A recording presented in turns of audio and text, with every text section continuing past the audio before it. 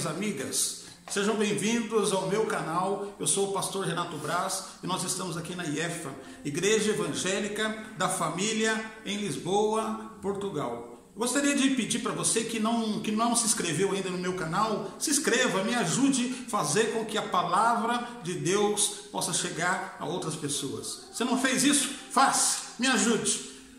Fique comigo até o final e eu tenho certeza que todos nós seremos abençoados, tá bom? Então vamos à ministração. De alguém que está com a confiança abalada por estar passando por um difícil momento de perda. Perdas estão acontecendo em áreas específicas da sua vida de uma forma muito acelerada. Perda de pessoas, perda de amizades, perdas financeiras, perdas de oportunidades, situações que de alguma forma estão entrando num processo que parece ser irreversível, que não vai ter mais jeito, que não vai ter mais solução. E eu quero então propor um texto bíblico para falar sobre essas coisas. Vocês estão falando aqui com alguém que já viu áreas da sua vida entrar no processo de morte. Eu falar assim, olha meu Deus, eu acho que daqui eu não saio mais. E deixa eu ser bem direto aqui para vocês. Até parece, por exemplo, que a igreja já acabou, não vai se levantar mais. Eu não sou essa pessoa que estou parecendo que estou passando por um processo de perda de pessoas, perdas financeiras, perda de oportunidade. Parece que as situações entraram aqui numa situação irreversível que não vai acontecer mais. Só que vocês estão falando com uma pessoa que já caiu várias vezes e se levantou novamente. Nem tudo está perdido, eu não acredito nisso. Mas vamos lá, ao texto bíblico que eu quero analisar e estudar com vocês hoje. Evangelho segundo João, capítulo 11, versículos 3 e 4.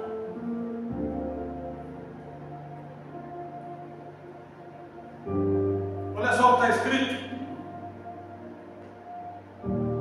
Evangelho segundo João, capítulo 11, versículos 3 e 4. Mandaram, pois, as suas irmãs, chamá-lo, dizendo: Senhor, eis que está enfermo aquele que tu amas. Vocês vão perceber, depois nós vamos estudar do capítulo 11, do versículo 1 a 45, vocês vão perceber que essa pessoa era Lázaro, um amigo de Jesus, provavelmente um amigo de infância. Versículo 4. E Jesus, ouvindo isso, respondeu: esta enfermidade não é para a morte, mas para a glória de Deus, para que o Filho de Deus seja glorificado por ela. Até aí. Oramos. Pai, a tua palavra está aberta. Mais uma vez, da mesma forma, os nossos corações, o Espírito Santo, mais uma vez eu te peço com toda a humildade, que nesta hora eu diminua e que tu cresças em mim. Oh Senhor, eu preciso da sua bênção, eu preciso da sua presença na minha vida. Mais uma vez, toca nos meus lábios, na minha mente e no meu coração, faz de mim a tua vontade, o teu querer. Oh Senhor, e que eu seja ajudado mais uma vez, e que a tua palavra possa primeiro trabalhar na minha vida, renovar a minha esperança, Senhor, e depois naqueles que me ouvem. É o que eu oro e te peço. Amém, amém e amém.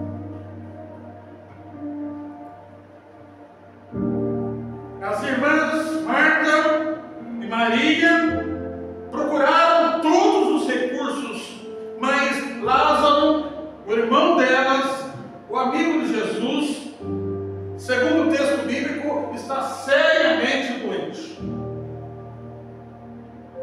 E elas então mandam um emissário até onde Jesus estava para dar o recado, dizendo: Senhor, está enfermo aquele que tu amas. Havia uma amizade de infância entre Jesus e Lázaro.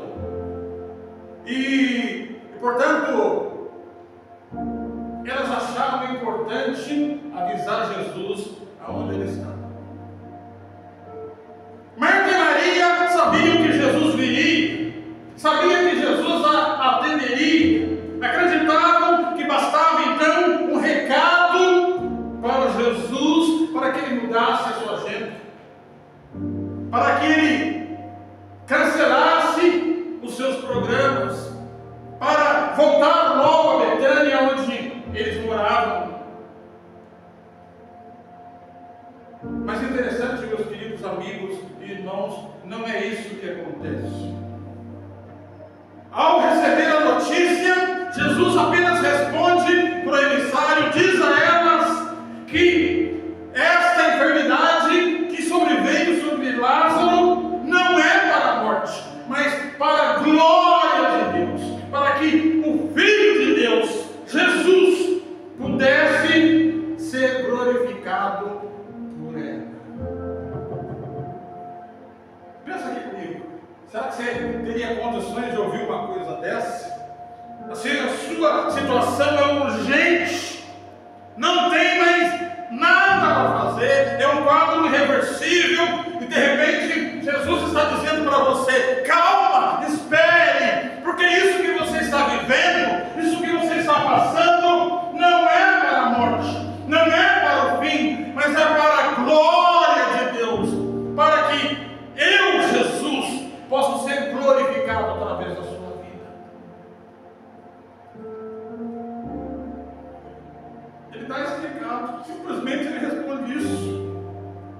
Mas se não bastasse essa resposta, meus queridos irmãos, o versículo 6 diz que Jesus demora. E ele permanece ainda 2 dias aonde ele está, ensinando pessoas, cumprindo a sua agenda. 2 dias ele vai ficar. Ele não volta para atender a urgência de Lázaro. Naquele tempo, as viagens eram feitas normalmente a pé. E você vai perceber nessa história que ele vai levar mais outros 2 dias para chegar a Betânia, aonde Lázaro estava. Portanto, se ele atrasou 2 dias e não foi, e se ele levou mais 2 dias para chegar, nós temos um total de 4 dias. E 4 dias, meus queridos irmãos, às vezes é uma vida. 4 dias depois, Jesus chega a Betânia e Lázaro já morreu. Ele está sepultado há 4 dias. 4 dias.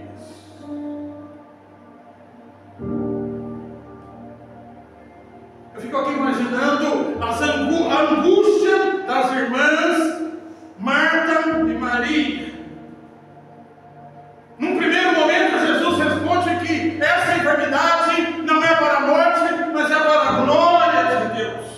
Como harmonizar a palavra de Jesus com as condições de piora do quadro de enfermidade que Lázaro está passando?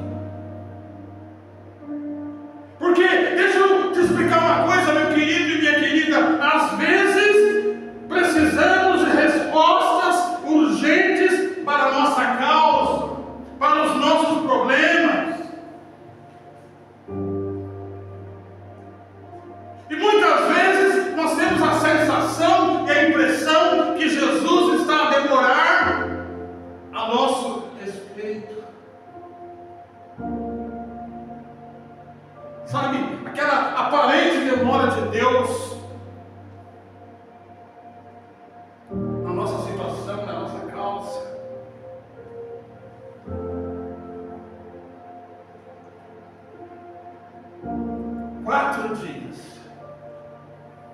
Quatro dias e Jesus chega a Betânia. Lázaro está sepultado e morto há 4 dias. Então Jesus chega em Betânia, chega na cidade. Havia uma atitude de carinho e de respeito para as irmãs de Lázaro para Jesus. Elas reconheciam que ele era o Filho de Deus. Quando Jesus está chegando na cidade, Marta é a primeira a aproximar-se, era a mais velha.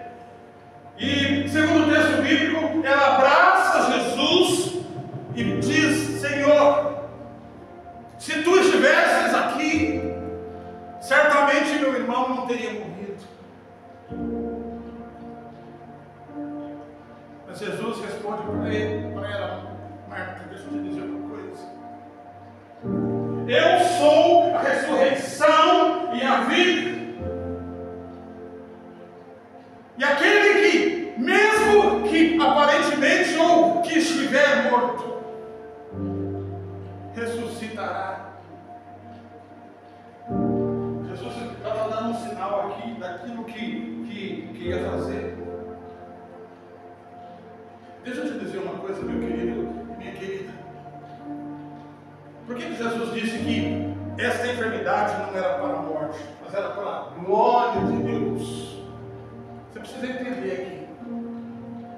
Nem toda pessoa que morrer, Deus vai ressuscitar. Às vezes é o tempo, às vezes é a hora. Mas Jesus está querendo dizer o seguinte: que esta enfermidade não é para a morte, mas para a glória de Deus, porque havia propósito de Deus na ressurreição de Lázaro. Mas não vamos achar que todas as pessoas que morrerão ressuscitarão. Deus pode ressuscitar aquilo que está morto? Claro, pode. Mas é preciso você entender o contexto dessa história. Deixa eu te dizer uma coisa. Essa semana, os noticiários que vêm do Brasil dizem que na véspera de Natal, uma família estava se dirigindo para a ceia de Natal, pai e mãe, uma jovem de 20 e poucos anos, e a ceia aconteceria na casa de uma outra família.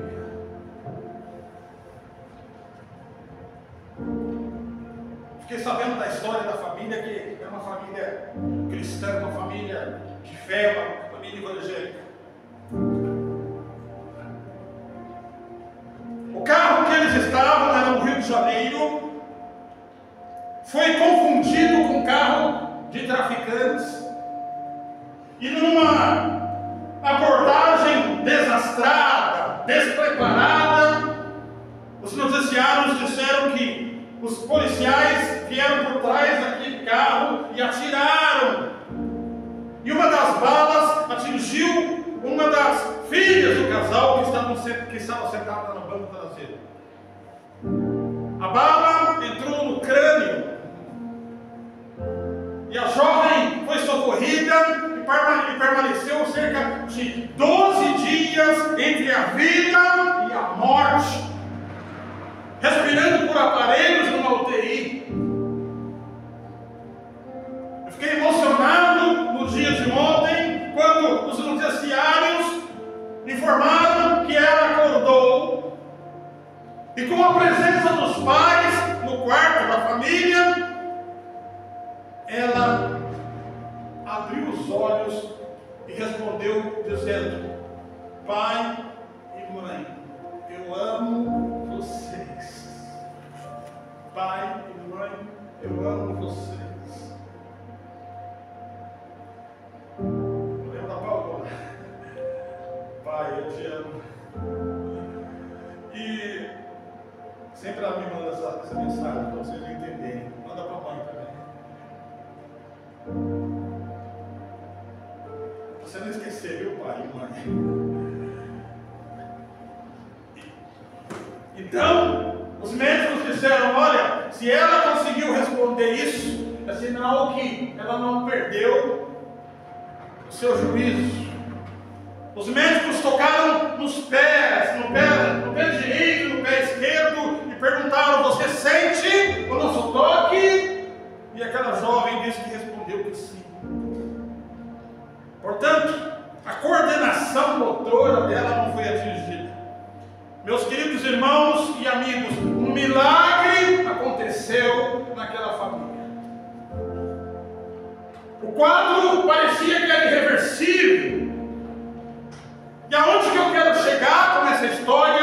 recente é que Deus não vai ressuscitar toda a gente, mas existem processos de restauração e cura que muitas vezes Deus vai precisar intervir em alguma situação, uma ou outra, para muitas vezes balançar, restaurar família e relacionamentos.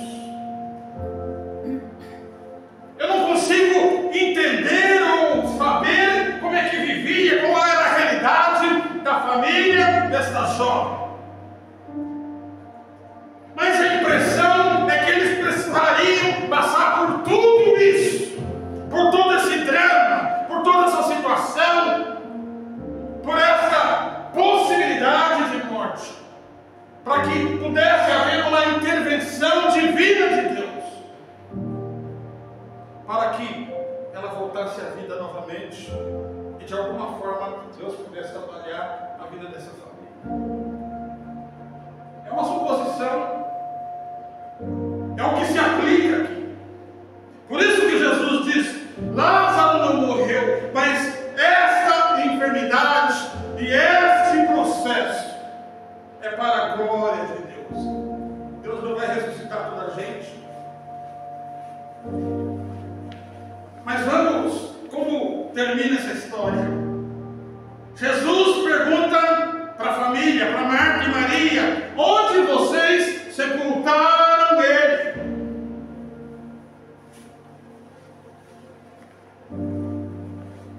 Jesus, os discípulos, uma pequena multidão, os familiares, os amigos, os parentes, começam a se dirigir para aquele lugar. E na expectativa da família, penso eu, era que Jesus gostaria de permanecer ali em frente ao sepulcro de Lázaro, talvez.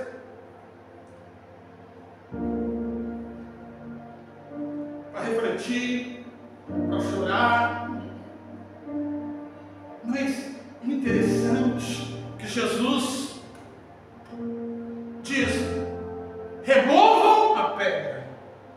No mundo antigo, principalmente na cultura judaica, os sepulcros eram feitos normalmente em cavernas, fechadas por uma grande pedra. Jesus então dá uma ordem: removam a pedra. 4 dias. Marta fala: mas Senhor, provavelmente já cheira mal. Jesus responde para ela: oh Marta, será que você não está entendendo? Será que você não está entendendo? Eu sou a ressurreição e a vida, e aquele que crer em mim nunca morrerá, mas viverá. Então essa história termina assim: Jesus dá uma ordem dizendo: Lázaro, vem para fora. Ele manda Lázaro sair do sepulcro. Isso está no versículo 43 e 44. O versículo 44 diz que Lázaro saiu para fora.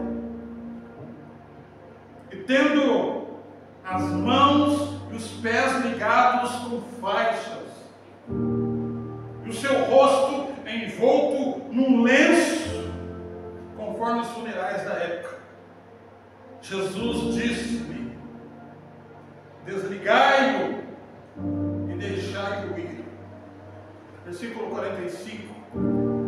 E muitos, pois dentre os judeus que tinham vindo a Maria e Marta consoladas, e que tinham visto o que Jesus fizera, creram nele. Creram nele. Deixa eu te dizer uma coisa, meu querido e minha querida. Talvez você chegou aqui E assim como que nós iniciamos, com a confiança abalada por estar passando por processos de perda. Perdas estão acontecendo de uma forma muito acelerada em áreas de sua vida. Pessoas foram embora da sua vida. Você está vivendo perdas financeiras, perdas de oportunidades, situações que fugiram do seu controle e entraram num processo parecido de morte, irreversíveis. Mas deixa eu te dizer uma coisa: não discuta com o Senhor. Processos e mudanças às vezes acontecem porque existem propósitos de Deus para a sua vida. Não se preocupe, peça paciência a Deus, não discuta com Ele. Você precisa entender que muitas vezes há processos, há coisas que precisam morrer, ciclos precisam acabar, para que algo novo possa acontecer novamente na sua vida, na sua história. Talvez eu esteja falando com você que tem orado, tem buscado, tem servido a Deus, mas a impressão que você tem, a sensação que você tem, é que você tem orado, mas os problemas, ao invés de acabarem, só aumentam. A minha oração para você nesta manhã é que você consiga entender os processos. Deixa eu te dizer uma coisa: tem coisas que você não está entendendo hoje, mas você só vai conseguir entender lá na frente. Por que você está passando e tinha que passar por tudo isso?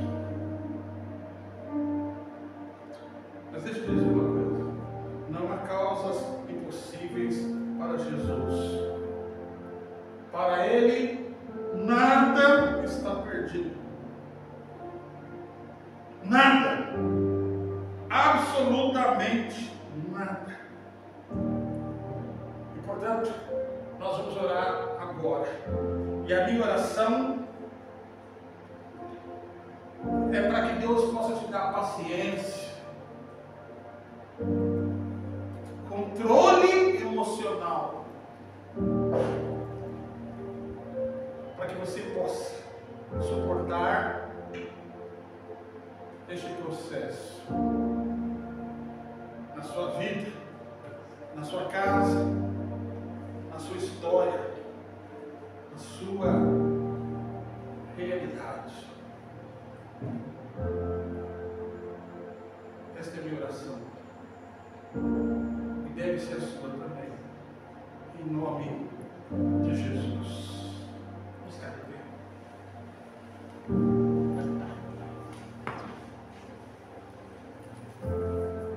Pai, muito obrigado. Primeiro culto, primeiro domingo do ano.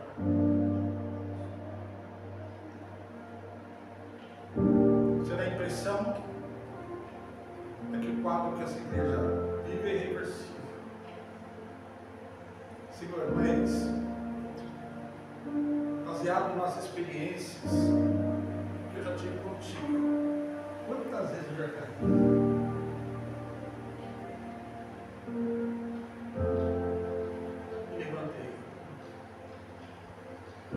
Senhor, essa igreja já recomeçou 3 vezes.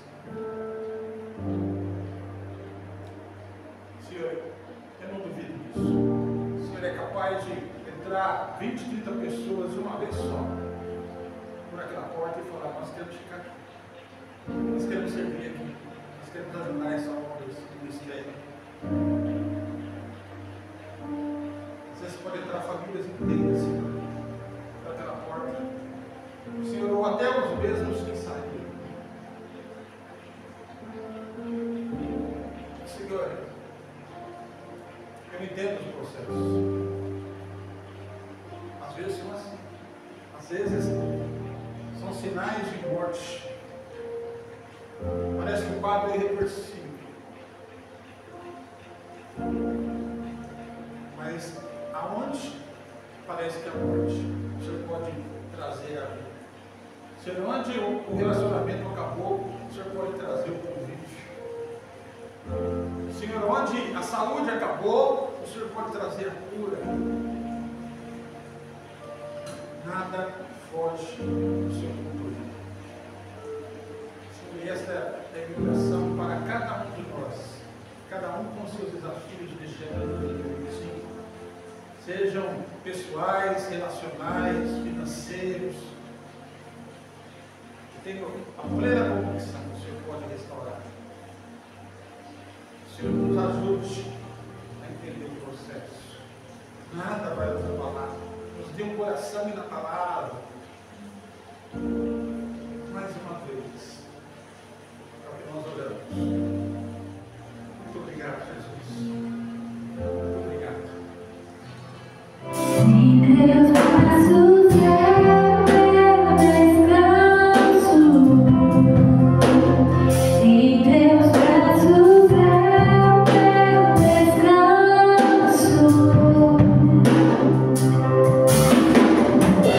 Seguro estou nos braços daquele que nunca me deixou.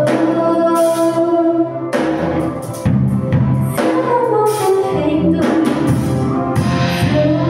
perfeito, sempre esteve repousado em mim. E seu passageiro vale, acharei conforto em seu amor. Pois eu sei que és aquele que me guarda, me dará.